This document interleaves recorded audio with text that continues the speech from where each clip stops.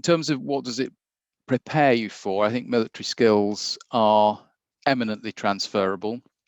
So for political things, well, the language of politics and the language of military, the military campaigning is pretty much the same. We fight campaigns when we're standing for election, for example. So organising of campaign sessions, for example, well, I'm pretty good at that. It's really low-level military stuff.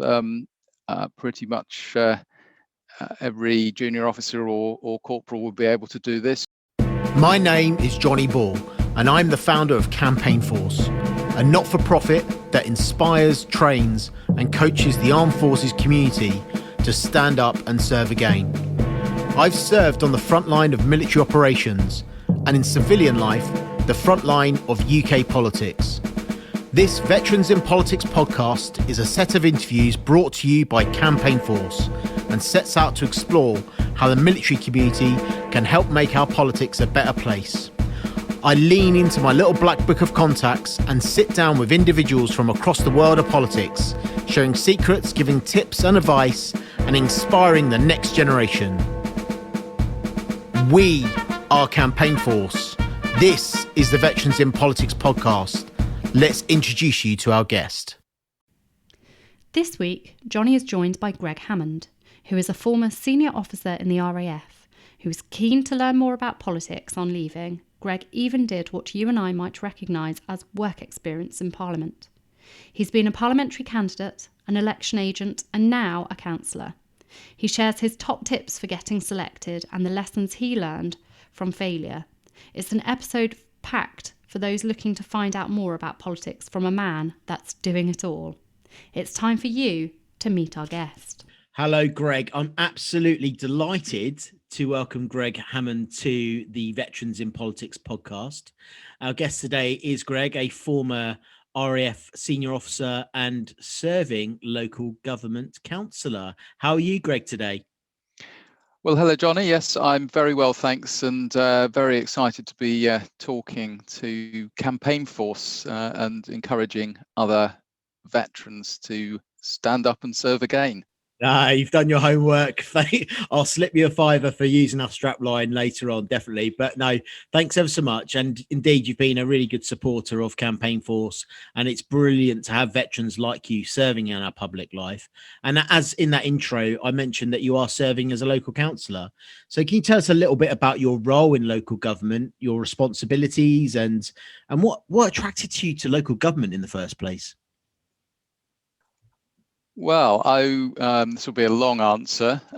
As a councillor since 2018 in the Royal Borough of Kensington and Chelsea, my fundamental job is to represent my constituents. So I have 5,800 or so constituents in a 3-member ward. So between me and my 2 colleagues, we represent the interests of those constituents at the town hall and take forward any issues that they want us to take forward. The other side of it is to work at the town hall. So I think there's 2 sides to local government. You're either in the executive or you're not in the executive. I'm not in the executive, but if you are in the executive, that's effectively like being in the government at local level or the cabinet, the mini cabinets that runs most local authorities. If you're not in the executive, your job as a backbench councillor, in my case on the majority side, is to hold the executive to account. On the opposition side, of course, the job is to oppose, but that's not my position. So as a backbencher and as a whip within the group, I work with my colleagues to hold the executive to account on scrutiny committees. So I'm a member of 2 committees at the moment, the Overview and Scrutiny Committee and the Housing and Communities Select Committee. But I have done some of the other committees over the last 3 years. And alongside that, I'm also on the Licensing Committee, which is one of the 2 quasi-judicial committees which makes decisions on, in this case, licensing cases in the borough. The other quasi-judicial committee is planning, which I'm not on. So that's the work at the town hall. The third side of it is more the party side. Because as a councillor, you're also a leading member of your party. So I'm expected to in my case, the Conservative Party, to be a leading member of the party in my ward and to deliver votes for the party in other elections apart from just council elections in the ward. So that's the councillor role. So 3 elements to it: representing constituents, working at the town hall, and the political leadership. In addition to that, I have a local party role, and I'm on the board of Kensington, Chelsea and Fulham Conservatives, just coming to the end of my 3-year term as the Kensington constituency representative. So I think that answers the first part of your question, and I've actually forgotten what the second part was. No, fully. And it's been it's a busy role. I think that list of things, roles and responsibilities, the quasi-judicial side of it, that a lot of people won't be aware of. And I think the times that we live in have been a really good moment for local government.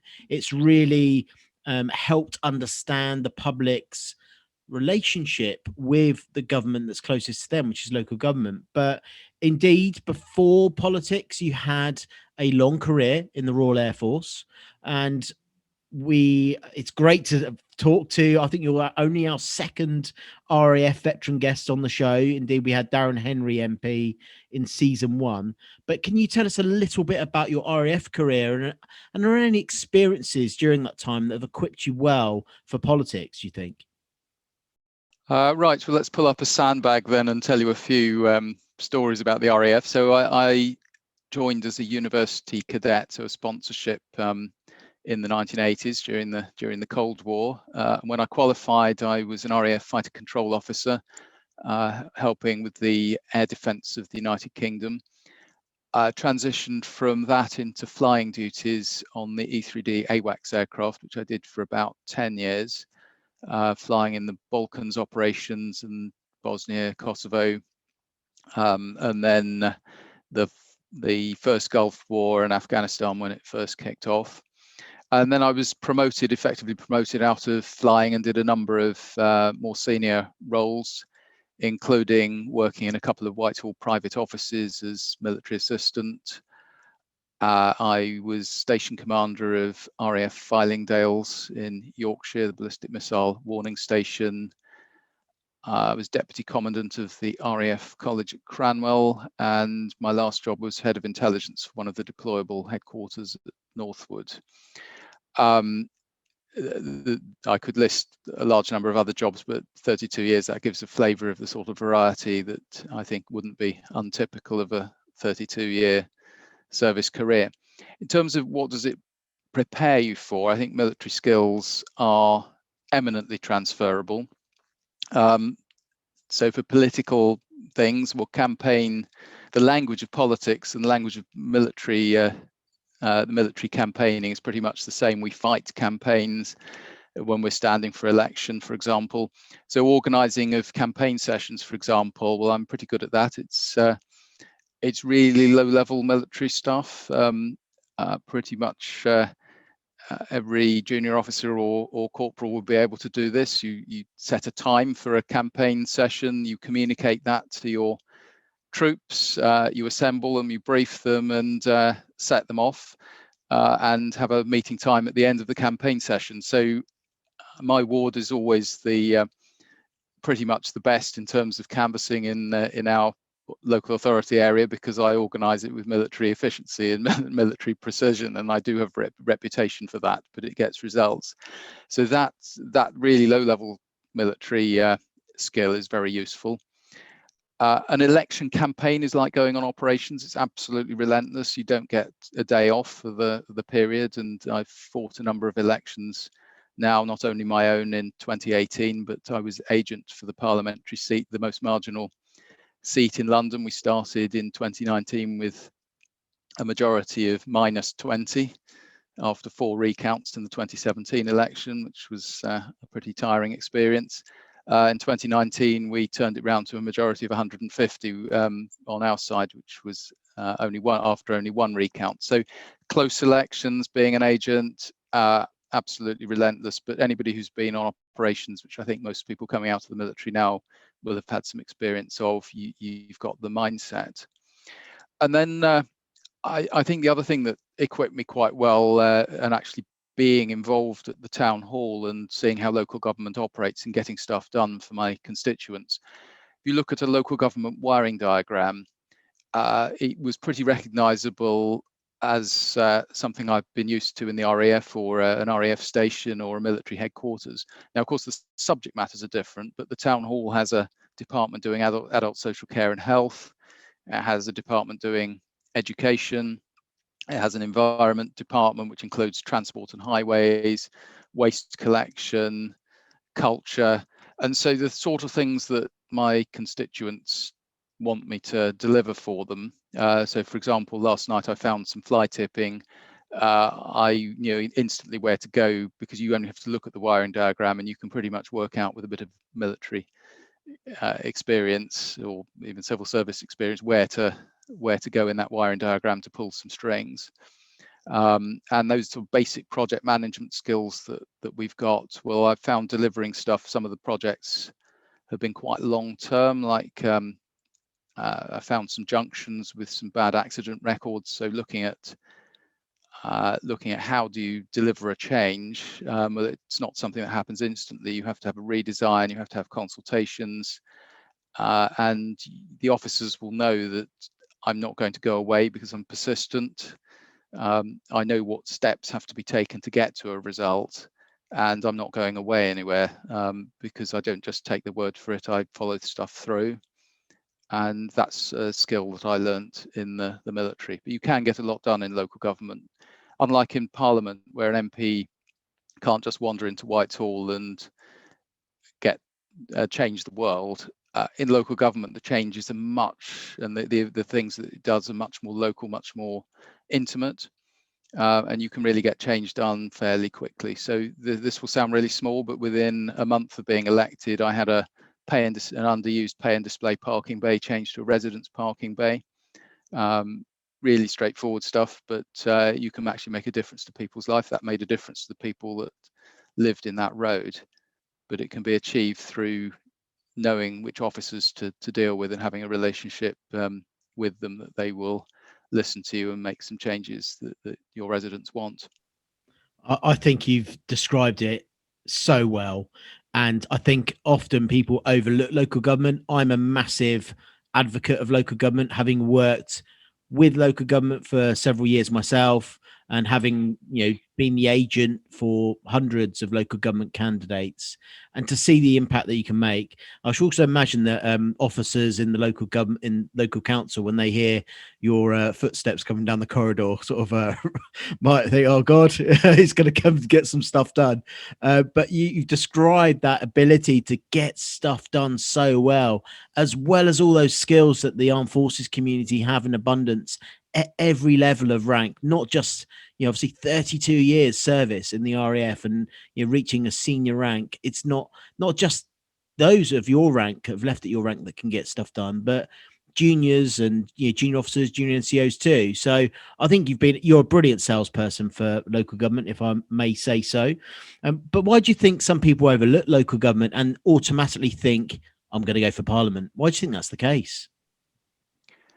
I don't actually know if they do overlook local government. I mean, I was first interested in politics when I was a teenager, and I think I came to it through looking at the swingometer and election results and finding that really exciting. And I still do, actually. I think when I was 20, I could quote the names of every one of the MPs in Parliament and their majorities, and what swing would be required to unseat them. And I that level of geekery is something that I've had with me for since I was a teenager, which is a very long time.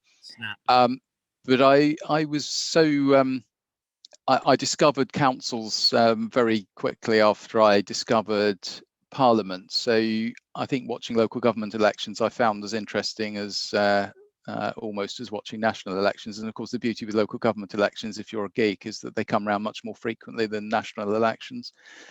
There's local government elections somewhere in the country every normal year. I know we didn't have any last year, but in every normal year, there's something interesting to look forward to, and if you're a campaigner, to get stuck into. So I don't think I did overlook local government personally.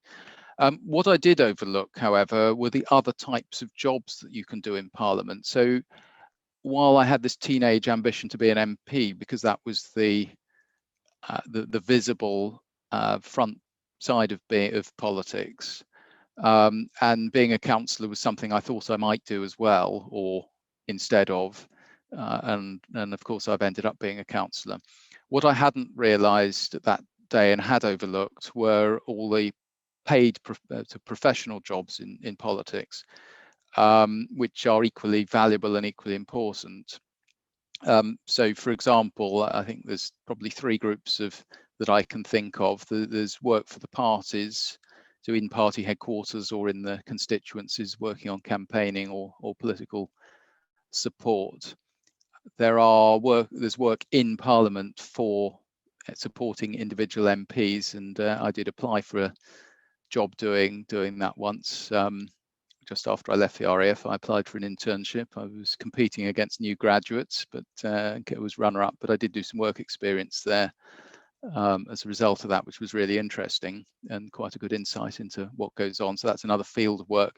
And I think the third side, perhaps more for policy geeks, the think tanks, which quite often transition into jobs as special advisors to ministers, a bit of a revolving door there. So that sort of whole professional side of politics without being the front person was something I overlooked. And the other thing I think I overlooked was the voluntary party. And I mentioned I've got a role in the voluntary party at the moment as I'm the constituency representative. We're a federation of two Conservative associations. So I speak up for the Kensington constituency and the Kensington, Chelsea and Fulham Conservatives. So that means I'm one of 6 board members running the association, which is an organisation of about 2,500 to 3,000 members, fluctuating with 2 parliamentary constituencies, 1.5 London boroughs, and we're 2 of the 5 parliamentary seats that makes up a London Assembly constituency as well. So speaking up for the Kensington seat, my distinctive role is to run the parliamentary candidate selection, which I did in 2019 because we lost the seat in 2017, shortly before I took on this job. And so I ran the selection for a new parliamentary candidate in 2019. Again, lots of military skills involved in that. And we selected a brilliant candidate. And I'm happy to say that she won the election in December 2019 narrowly, and I acted as her agent during that position, that campaign. So the things that's what I overlooked was the voluntary side. There's a whole career path you can make of voluntary politics. There's a career path you can make of professional things without being elected, and then the elected members, well, I suppose it is professional because it's paid up to a point, but it's a different side of it. I can certainly speak for that second strand of the professional side of it, having done a career in party politics professionally for many years. But I think what you've described there is almost like the asymmetric nature of politics. There are so many different opportunities in which the military community can stand up and serve again, whether it be voluntary, professional or elected. There are so many strands to that. People see it so kind of black and white, I guess, and perhaps don't understand there are many ways, light touch or indeed in your case very heavy touch, of getting involved in politics. And I'm just really glad that you've been able to describe them probably better than I can, in fact, because you've certainly had so many more touch points across the piece. But I mean, like me, a political geek, I remember sitting up watching Question Time and the Swingometer and things, and throwing cushions at the telly, being angry about different issues as a young person. But why, apart from sort of political geekery, why did you, in the end, after that long RAF career, actually decide to stand up and serve again and get involved fully in politics? Well, it is totally vocational, and I'm going to have to go back to having had this political bug since a teenager. I was driving back. I was commanding RAF Fylingdales back in 2009 when the expenses scandal hit. And I was driving back from Lincolnshire, where my late father lived. I'd been visiting him on a Sunday night. And I heard on the news that David Cameron was, as part of his response to the expenses scandal, was reopening his parliamentary candidates list for the 2010 general election. And I thought to myself, it was an instant thought, and it shows how vocational this is. This is the time I need to get stuck into politics. This is my opportunity. And within a month, I think I'd filled in an application form, got some sponsors, and I was called forward for an interview and got through that and got onto the Conservative Party's approved parliamentary candidates list. And because I would have had to resign from the RAF if I'd been selected, and I wasn't really prepared for the long journey, I only applied for safe seats in the lead up to the 2010 general election, and I think I applied for 15 of them in different parts of the country where I thought I could live or represent happily and make a difference. And I, against the odds, got through to the final of one of those in elsewhere in Yorkshire, and I have to say I did well to get through to the final, the last 4 out of I think about 150 applicants, but I crashed and burned in the final, which was quite a bruising experience. I wasn't really ready for it, and I was absolutely rubbish in the interview. But yeah, what doesn't kill you makes you stronger, and you have to learn from that. So I didn't get selected. I had to tell the RAF at this point that when I went to this interview, this final interview, that I might have to resign on Monday, and they were quite good about it, I have to say. But having not been selected and being due to get posted to my next job was in Kabul, what I didn't want to do was resign from the service and stitch somebody else up with having to go to Kabul at 3 weeks' notice. So there was a point where I cut off the applications and gave up for that election. And then come the 2015, I was on the parliamentary list and still serving. Obviously, there's a limit to what you can do as a Crown servant, so I wasn't doing any political campaigning or anything that sort of voter contact, but I did start going to party conferences and learning more about the political process. Come the 2015 general election, 5 years later, I'd been promoted in the meantime, and I was doing a job I really enjoyed in the RAF as Deputy Commandant at the RAF College at Cranwell. I didn't want to leave, so I didn't apply for Parliament at that stage. But come the 2017 general election, I had left the RAF by that stage, so I applied then for target seats, and I came second in the selection for a seat in Nottinghamshire. My performance on the final was far better than it had been in the previous one, so I'd learned from that experience. But I was beaten by a local who I think had enough supporters in the audience to win the vote, regardless of how the relative difference in the performance of the speeches and the answers to questions. So there was no personal resentment there. That's politics. I actually missed the phone call when they wanted me to stand for a non-target seat in 2017, and it was quite fast moving because the general election had caught everybody out in the parties. So I campaigned locally in London.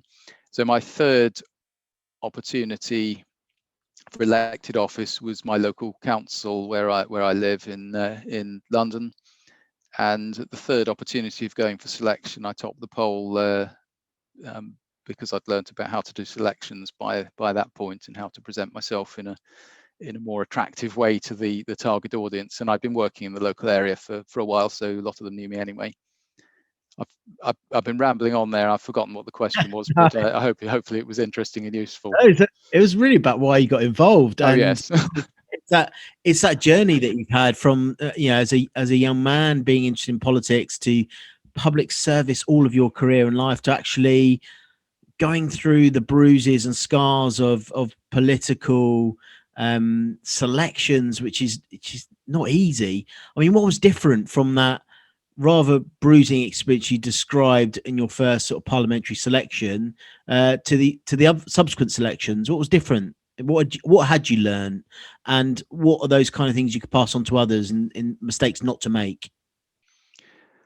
Gosh, there's a lot of them. I think it's about preparation. It's about presenting a vision about what you're going to do for them. It's not about you. I think in first interview on that platform, it was too much. It answered too much about me as a person, not about what I would do for them, what my skill sets would do to win the election, and how I could advance their interests. So when I stood for my council for selection as a candidate for my ward, which was quite competitive, and I think the selection audience in my ward in London, which is it's a very safe conservative ward, was larger than the audience that was doing the selection in Nottinghamshire for the target seat. I presented what my vision for the area was and how I could advance what needed to be done to maintain good services for local people today at good value for money. So I think that's probably what I learned. I think the other thing to bring out of this, which is for everybody going into politics, not just ex-members of the armed forces, it's all about being persistent and not going away and learning from mistakes. It's only you can really, as an individual, can control your career, and if you still want to make a difference, you've just got to keep going and find an outlet for what you want to achieve, and just be persistent. That's really good advice. Yeah, literally just dig in, keep going, learn from mistakes. And I liked what you said as well about how that kind of shift on thinking about your vision and what you could do for them. And I think that as a general rule of thumb, as many times you say I or me, you need to be saying you probably about 2 or 3 times more than that. And really that will bridge that gap between you and that connectivity to those that you wish to serve, whether it be in the selection meeting or indeed the constituents when you're out there communicating to residents that you hope to elect for you. So there's some really good tips there, Greg. Really appreciate those. I'm sure our listeners do too. And I mean, you did mention in there about something that you what you want to achieve for the future. Is there sort of a big thing that you'd love to have an impact on in politics, whether it be locally or nationally? What do you really hope to achieve in your political career? When I was a squadron leader, I think I probably have to go back that far. I could have answered the "where do you expect to be in 5 years' time" question fairly easily, because there's a career path mapped out that you can follow, and I pretty much did follow it.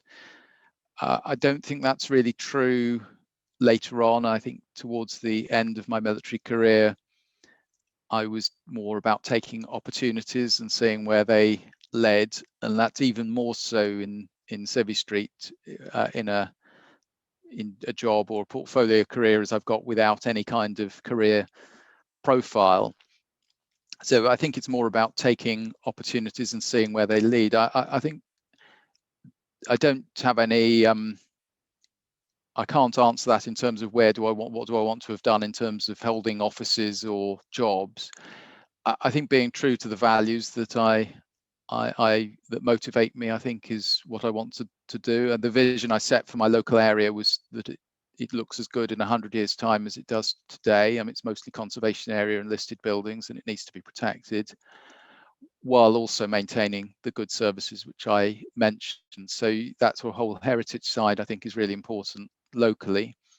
In terms of the wider values, they are sort of conservative values of freedom and opportunity, security, hefty dose of pragmatism to achieve results, and a sort of strong belief in our national and our local identities.